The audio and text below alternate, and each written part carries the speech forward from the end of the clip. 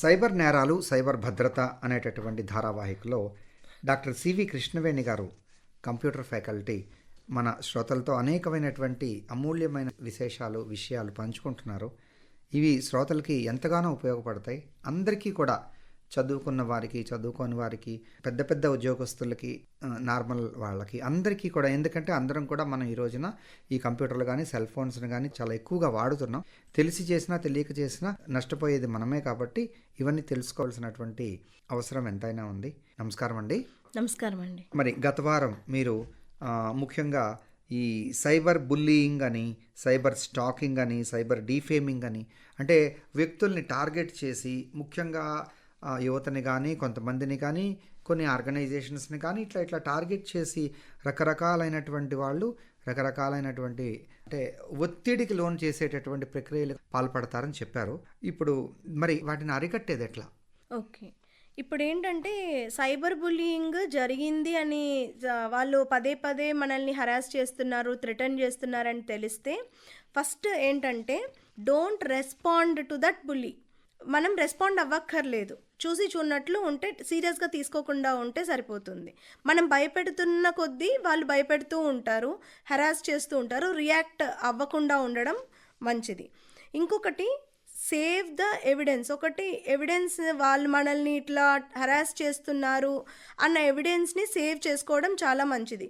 ఫ్యూచర్లో వాళ్ళు ఇంకా ఎక్స్ట్రీమ్స్కి వెళ్ళినప్పుడు మనకు అది సేఫ్ సైడ్లో ఉంటుంది, ఎవరికైనా మనం కంప్లైంట్ చేయడానికి వీలుగా ఉంటుంది. అంటే ఏం చేయాలి? స్క్రీన్ షాట్లు అవి తీసి పెట్టుకోవాలి. అవును, లేదంటే వాళ్ళు మళ్ళీ లేదు నేనేం చేయలేదు అట్లా కూడా చెప్పుండొచ్చు, అలా చెప్పొచ్చు. సో ఎందుకైనా మంచిది. ఇప్పుడు వాట్సాప్ అలాంటి సోషల్ మీడియా ప్లాట్ఫామ్స్లో అయితే ఓకే, అవి అవైలబుల్గా ఉంటాయి, అందరికీ తెలుస్తుంది. కొన్ని వాట్సాప్లో పెట్టి ఇప్పుడు డిలీట్ టు ఎవ్రీవన్ అన్న ఆప్షన్ కూడా వచ్చింది కదా, వాళ్ళు డిలీట్ చేసేసి నేను చేయలేదు అలాంటివి కూడా చెప్తూ ఉంటారు. సో నిజంగా మీరు అలా హెరాస్మెంట్కి గురి అయితే సేవ్ ద ఎవిడెన్స్.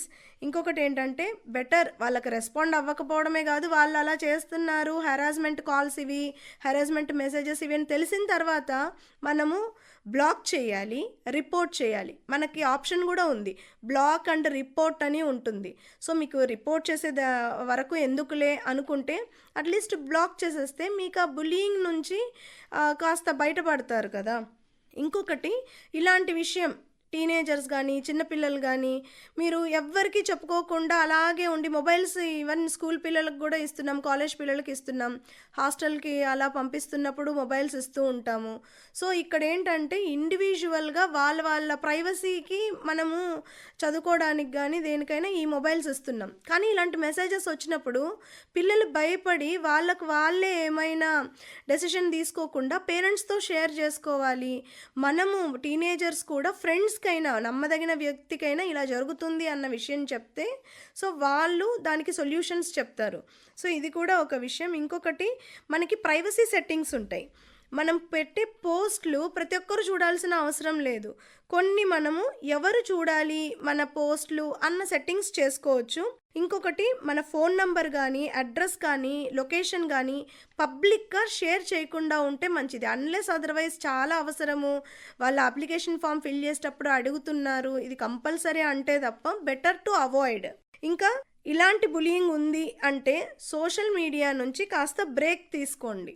ఇది communication, office work, college work, examination point of వ్యూలో అయితే యూస్ చేయట్లేదు కదా.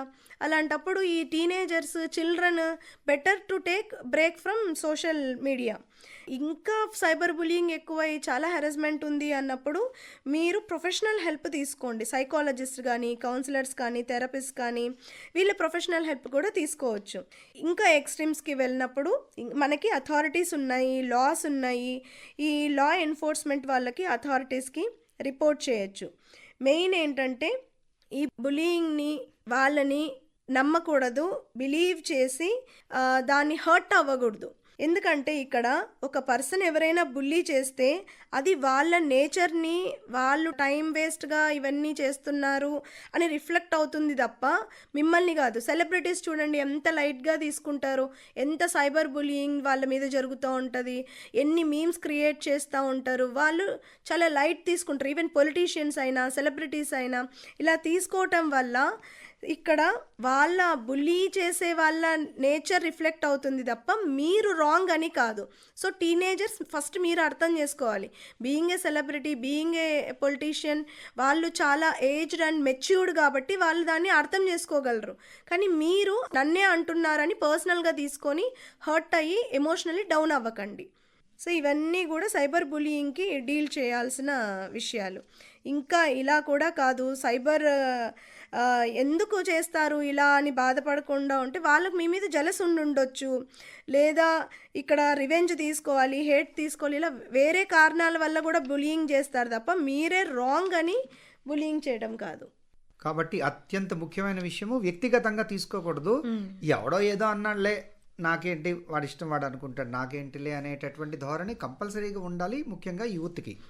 ఎందుకంటే మెచ్యూర్డ్ పీపుల్ అనుకోండి దాన్ని అర్థం చేసుకోగలరు. వీళ్ళకి కొంచెం ఇలాంటి అవేర్నెస్ ప్రోగ్రామ్స్ ఇలా తెలుసుకోవాలి వాళ్ళు. సైబర్ స్టాకింగ్ అని కూడా వింటుంటాం. సైబర్ స్టాకింగ్, సైబర్ బులియింగ్ ఇవన్నీ కూడా సైబర్ డిఫేమేషన్ కోసం యూజ్ చేస్తూ ఉంటాం. అంటే ముఖ్యంగా డిఫరెన్స్ విషయానికి వస్తే సైబర్ స్టాకింగ్ ఇండివిజువల్గా ఆన్లైన్లో ఒక స్ట్రేంజర్ కానీ, తెలిసిన పర్సన్ కానీ, స్ట్రేంజర్ కానీ అయి ఉండొచ్చు, వాళ్ళు మెయిన్గా అడల్ట్స్ని ఫోకస్ చేస్తూ ఉంటారు. ఇది సైబర్ స్టాకింగ్, వాళ్ళని ఫాలో అవుతున్నట్టు. సైబర్ బులీయింగ్ మోస్ట్లీ ఏంటంటే harassment with respect to children and teenagers, pre teenagers, వీళ్ళందరికి సైబర్ బులీయింగ్ అని అంటాం. So mostly cyber stalking, cyber bullying ఈ మధ్య ఎక్కువ కాలంలో సోషల్ మీడియా ప్లాట్ఫామ్స్లో చిల్డ్రన్ని, టీనేజర్స్ని, ఈవెన్ అడల్ట్స్ని కూడా అఫెక్ట్ చేస్తూ ఉన్నాయి. సైబర్ స్టాకింగ్ విషయానికి వస్తే వాళ్ళు ఎలాగా వీళ్ళని టార్గెట్ చేస్తారంటే ఫస్ట్ మానిటర్ చేస్తూ ఉంటారు. వీళ్ళు ఎక్కువ ఏం యాప్స్ యూస్ చేస్తున్నారు, సోషల్ మీడియా యాప్స్, వాళ్ళ చెక్ ఇన్ టైం ఏంటి, ఎంతెంతసేపు ఎలాంటి కంటెంట్ని వీళ్ళు వ్యూ చేస్తున్నారు, ఇలాగా వాళ్ళ బిహేవియరల్ ప్యాటర్న్ని ఫస్ట్ నోటీస్ చేస్తారు, మానిటర్ చేస్తారు. సో ఆ స్టాకింగ్లో ఇప్పుడు ఒక మనిషి ఎటు వెళ్తుంది, టెంపుల్కి వెళ్తారా, ఏ టైంలో మూవీకి వెళ్తారు, ఏ టైంలో స్కూల్కి వెళ్తారు, కాలేజ్కి వెళ్తారో చూసినట్టు వీళ్ళు కూడా వీళ్ళు ఆన్లైన్లో ఎప్పుడు ఉంటారు, వాట్సాప్లో ఎప్పుడు ఉంటారు, ఇలాంటివన్నీ మానిటర్ చేస్తూ ఉంటారు. ఆ తర్వాత గూగుల్ మ్యాప్స్ని ట్రాక్ చేస్తూ ఉంటారు, లొకేషన్ని ట్రాక్ చేస్తూ ఉంటారు, స్పై లాగా వ్యవహరిస్తారు. వీళ్ళు ఎప్పుడు ఎక్కడికి మూవ్ అవుతున్నారు అంటే ఆన్లైన్ ప్లాట్ఫామ్స్లో ఎలాగా ఉన్నారు అది ఒకటి మానిటరింగ్ చేస్తారు. ఇంకొకటి వాళ్ళ ఫిజికల్ లొకేషన్ని కూడా స్పై చేస్తూ ఉంటారు ఈ maps and tracking locations use చేసి. ఇంకా డేంజరస్ విషయం ఏంటంటే వాళ్ళ వెబ్ క్యామ్ని హ్యాక్ చేస్తారు. వెబ్ క్యామ్ని హ్యాక్ చేయటం వల్ల మనం సిస్టమ్ అక్కడ పెట్టి మనం ఏదో చూస్తూ ఉంటాము, మనం ఏదో చేస్తూ ఉంటాము, అది సిస్టమే కదా అనుకొని, ఇంకొక వ్యక్తి ఉంటే మనం కాస్త జాగ్రత్తగా ఉంటాం. మన రూమ్లోనే ఇంకొక పర్సన్ ఉంటే కాస్త జాగ్రత్తగా మన బిహేవియర్ కానీ, క్లాతింగ్ చేంజెస్, ఇలాంటి విషయాలన్నీ ఉంటాయి. కానీ అదొక సిస్టమే అనుకుంటాం. కానీ వాళ్ళు ఇలా వెబ్ క్యామ్ని హ్యాక్ చేశారనుకోండి, మనం ఆ రూమ్లో చేస్తున్న ప్రతి ప్రక్రియ కూడా వాళ్ళకి తెలిసిపోతూ ఉంటుంది. సో ఇక్కడ ఏంటంటే వాళ్ళు కొన్ని స్టాకర్ వేర్ అనేది ఉంటుంది, అలాంటి సాఫ్ట్వేర్ని ఇన్స్టాల్ చేస్తారు. మన మొబైల్ ఉంటుంది, అందుకని ఎక్కడంటే పడేయకూడదు మన మొబైల్స్.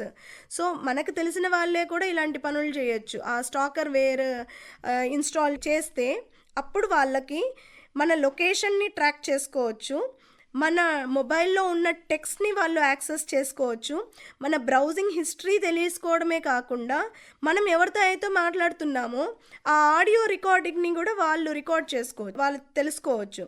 సో ఇదంతా కూడా ఆ విక్టిమ్, ఆ పర్సన్ యొక్క నోటీస్కి రాకుండా ఇదంతా జరుగుతుంది. దాన్నే స్టాకర్ వేర్ అంటారు. ఇలాంటి హార్మ్ఫుల్ సాఫ్ట్వేర్ని కూడా మొబైల్స్లో ఇన్స్టాల్ చేస్తారు మనకి ఏమైనా ప్రాబ్లం క్రియేట్ చేయాలి అనుకున్న వాళ్ళు. తర్వాత మీరు అన్నట్టుగా వెబ్ క్యామ్ లాంటి వాటిని వాళ్ళు హ్యాక్ చేసి ఈ ప్రైవేట్ ఫొటోస్ ఏమైనా ఉంటే అవి తీసి తర్వాత మనల్ని బ్లాక్మెయిల్ చేస్తారు, లేదా సోషల్ మీడియాలో పెట్టేస్తాము, లేదా మీరు ఇంత ఇవ్వాలి అని చెప్పి అలా కూడా చేయొచ్చు, లేదా డిఫేమ్ చేయొచ్చు. అవును. ఇది ఇప్పుడు మన దాంట్లో మాల్వేర్ అలాంటిది ఏదైనా ఉంటే అలాంటిది ఏదైనా జరుగుతుంది వాళ్ళు హ్యాక్ చేస్తే. మరి అలా ఏమీ లేకుండా మామూలుగా నెట్లోంచే కూడా మనకు తెలియకుండా మన సంబంధం లేకుండా కూడా వాళ్ళు అవన్నీ అట్లా తీసుకునే ప్రమాదం ఉందా?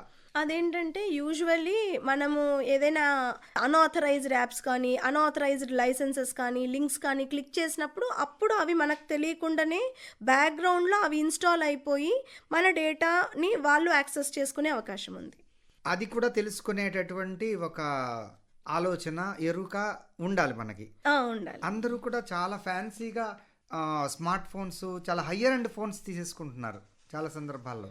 డబ్బును బట్టి, డబ్బు ఉంది కదా అని ఎక్కువ ఫోన్లు ఎక్కువ దీంతో తీసుకుంటారు. కానీ ఎంత ఫెసిలిటీస్ పెరుగుతున్న కొద్దీ ఆ రకమైనటువంటివి అన్నీ ఆ రకంగా లోడ్ అయిపోయే ప్రమాదము అట్లా అవన్నీ కూడా ఉంటాయా?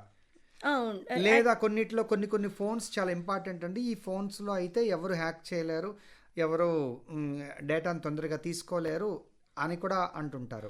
అదంతా సెక్యూర్డ్ సాఫ్ట్‌వేర్ గానీ, లైసెన్స్డ్ సాఫ్ట్‌వేర్ గానీ అందులో ఉండి, ఈవెన్ మనం సిస్టమ్‌కి ఎలాగ యాంటీవైరస్ ఏస్తామో, ఫైర్ వాల్స్ ఉంటాయో నెట్‌వర్క్‌కి, మొబైల్స్‌కి కూడా అలాంటి ప్రొటెక్టెడ్ సాఫ్ట్‌వేర్స్ వేసుకొని వీటిలన్నిటి నుంచి బయటపడొచ్చు. ఇంకా సైబర్ స్టాకింగ్‌కి ఎలా ప్రికాషన్స్ తీసుకోవచ్చంటే, ఏదైనా ఆన్‌లైన్ అకౌంట్ ఎక్కడైనా మనం ఓపెన్ చేస్తే అదర్ సిస్టమ్స్‌లో గానీ, ఆర్గనైజేషన్‌లో గానీ దాని నుంచి లాగౌట్ అవ్వడం మర్చిపోకూడదు.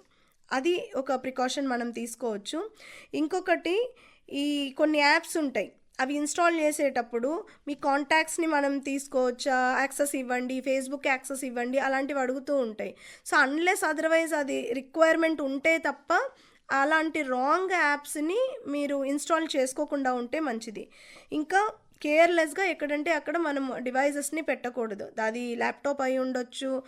లాగిన్ అయిపోయి మనదే కదా ల్యాప్‌టాప్ అని ఒక చోట ఆర్గనైజేషన్‌లో పెడితే అది లాగౌట్ అవ్వలేదు కాబట్టి మన దగ్గర ఉన్న ఇన్సైడర్ థ్రెడ్సే దాన్ని మిస్‌యూజ్ చేసుకునే అవకాశం ఉంది. ఇంకా don't give your device to stranger. ఎవరో కొత్తోళ్ళు ఉంటారు. వాళ్ళు మొబైల్ ఒకసారి ఇవ్వండి అంటే, ఇదేంటంటే కాస్త మంచికి పోయి ఇస్తూ ఉంటాం. పోన్లే వాళ్ళకి ఏదైనా అవసరం ఉంటదేమో అని. కానీ ఇక్కడ వాళ్ళు మన మొబైల్ తీసుకొని ఇన్‌స్టాల్ చేసే అవకాశము కూడా ఉంటుంది ఇలాంటి స్పైవేర్స్. ఇటీవల కాలంలో అది ఎక్కువగా వింటున్నామండి. గబాలన ఏమండి మా అమ్మాయికి ఒక ఫోన్ చేసుకొని ఇస్తాము, లేకపోతే మా అబ్బాయికి ఫోన్ చేసుకొస్తాము, మన నా దగ్గర ఫోన్ లేదండి అని చెప్పి తీసుకొని అదే టైంలో అవతల వాళ్ళు రెడీగా ఉంటారు. వాళ్ళు ఒక ఓటీపీ పంపించడమో లేకపోతే ఏదో చేస్తారు. ఆ ఓటీపీ తిరిగి గబాలన వాళ్ళకి పంపించినట్లయితే ఈ మొబైల్లోంచి వెంటనే ఇంకా వీళ్ళ ఫోన్ హ్యాక్ అయిపోవడమో, అకౌంట్లోంచి డబ్బులు పోవడమో జరుగుతుంది. అది కూడా చాలామంది దగ్గర విన్నాము. అది అలాంటివి కూడా అంటే ఈ స్మార్ట్ డివైసెస్ వాడేటప్పుడు ఇక చాలా అమాయకంగా మంచిగా అందరినీ నమ్మేయకూడదు. అవును, జాగ్రత్తగా ఉండటం అనేది మంచిది. అయ్యో సాటి మనిషికి నేను తోడ్పడాలి, సహాయపడాలనేటటువంటి యాటిట్యూడ్ మంచిదే, అది కాదనం. కానీ దానిని ఆసరాగా చేసుకుని ఇలాంటివన్నీ చేస్తున్నారు. ఎవరినైనా మనం నమ్మితేనే కదా మోసం చేస్తాము. అలాగే ఇది కూడా ఇది ఇంకా డేంజరస్ గా ఎక్కువ లక్షల కోట్లు అవతల మన బ్యాంకులో ఎంత ఉంటుందో ఏముంటుందో చెప్పలేం కాబట్టి ఏదైనా జరగచ్చు. ముందు వాళ్ళు మానిటర్ చేసుకొని టార్గెట్ చేసి కూడా అడుగుండొచ్చు, అడిగే అవకాశాలు ఉన్నాయి. ఇవన్నీ ఒక రెక్కీ చేస్తారు. రెక్కీ అంటే అలాగా అబ్జర్వేషన్ చేసి చేసి చేసి ఎప్పుడు ఎక్కడ ఎట్లాగా. అలాగేనండి ఇంకొక విషయం, ఈ మొబైల్ హ్యాకింగ్, సైబర్ హ్యాకింగ్ అలాంటివన్నీ కూడా ఓవర్ నైట్ ఎక్కువగా చేస్తారు అని అంటారు. అంటే రాత్రంతా చాలామంది మనం పడుకుంటాం కాబట్టి మొబైల్ డేటాను ఆఫ్ చేసి పడుకోవటం కానీ, లేకపోతే నైట్ టైం ఎక్కువగా ఇలాంటివి చాలామంది యూత్ కానీ వాళ్ళందరూ ఎక్కువగా ఈ మధ్య నైట్ పడుకోవట్లేదు పిల్లలు. వాళ్ళు పొద్దున్న 4-5 అయితే కానీ వాళ్ళు పడుకోరు. ఇలా నైట్ టైం ఎక్కువగా ఇలాంటివన్నీ జరుగుతుంటాయి. కాబట్టి దానికి ఏమైనా ప్రికాషన్స్ ఉన్నాయా? ఆ వైఫై నెట్ యూస్ చేయనప్పుడు ఆఫ్ చేయడం బెటర్. వాళ్ళు టెక్నాలజీ యూస్ చేసి నెట్ యూస్ చేసే పంపిస్తూ ఉంటారు. అంతెందుకు మన మొబైల్లో ఉన్న సాఫ్ట్వేర్ కూడా అప్డేషన్ మిడ్ నైటే జరుగుతుంది. సో వాళ్ళు కూడా ఇప్పుడు దొంగతనాలు కూడా మిడ్ నైటే జరుగుతాయి అన్నట్టు ఆ సైబర్ క్రిమినల్స్ కూడా యాక్చువల్గా టార్గెట్ చేసి ఎప్పుడు పంపిస్తారు అంటే ఈ frequency of sending communication channel కూడా ఫ్రీగా ఉంటుంది వాళ్ళకి నైట్ టైం అయితే. సో అప్పుడు వాళ్ళని టార్గెట్ చేయొచ్చు. మన జాగ్రత్త ఏంటంటే నైట్ స్విచ్ ఆఫ్ చేసి పడుకోవడము, డేటా నెట్ ఆఫ్ చేసుకోవడము, ఇలాంటివి ప్రికాషన్స్. కొంతమంది భయపడతారు, అమ్మో నా ఫోను ఆఫ్ చేస్తే మళ్ళీ మా అమ్మాయి ఫోన్ చేస్తుంది, మా అబ్బాయి ఫోన్ చేస్తారు, ఏదైనా ఎమర్జెన్సీ వస్తే అని. వాటికి పర్వాలేదు, కానీ డేటా ఆన్ ఉండాల్సిన పని లేదు. టీవీలకు అందరూ ఇంటర్నెట్ ఇప్పించుకుంటున్నారు కాబట్టి ల్యాండ్ ఫోన్ కూడా ఉంటుంది పర్సనల్ ఉంటుంది. లేకపోయినా సరే డేటాకి ఫోన్ రావడానికి సంబంధం లేదనే విషయం మనం అర్థం చేసుకోవాలి. రాత్రి పడుకున్నప్పుడు మనం ఏ డేటాలు చూడం కాబట్టి మనకి రాత్రి ఏ వాట్సాప్లో వచ్చినా ఇంకోటి ఏదో వచ్చినా పొద్దున్న లేచిన తర్వాత మళ్ళీ అంతా డౌన్లోడ్ అవుతాయి. మనం మొబైల్ డేటా ఆన్ చేయంగానే అవన్నీ వస్తాయి. కాబట్టి ఇది చాలా ఇంపార్టెంట్, చాలా సింపుల్ టెక్నిక్ కదా. రాత్రి పడుకునే ముందు మొబైల్ డేటా ఆన్ చేసి పడుకోవాలి. అప్పుడు మన ఫోన్లో ఉండే బ్యాంకింగ్ యాప్స్ కానీ అవన్నీ హ్యాక్ అవ్వకుండా ఉండే అవకాశం ఉంటుంది. ఇవన్నీ కూడా ఈ సైబర్ నేరాల్లోకే వస్తాయి. కాబట్టి సైబర్ భద్రత చాలా అవసరం మనకి. ఇంకా అనేకమైనటువంటి విషయాలు ఇందులో ఉన్నాయండి. సమయాభావం వల్ల ఈ కార్యక్రమాన్ని ఇక్కడితో ముగిస్తున్నాం. తిరిగి వచ్చే వారం మరికొన్ని విషయాలతో డాక్టర్ కృష్ణవేణి గారిని కలుద్దాం. నమస్కారం అండి. నమస్కారం.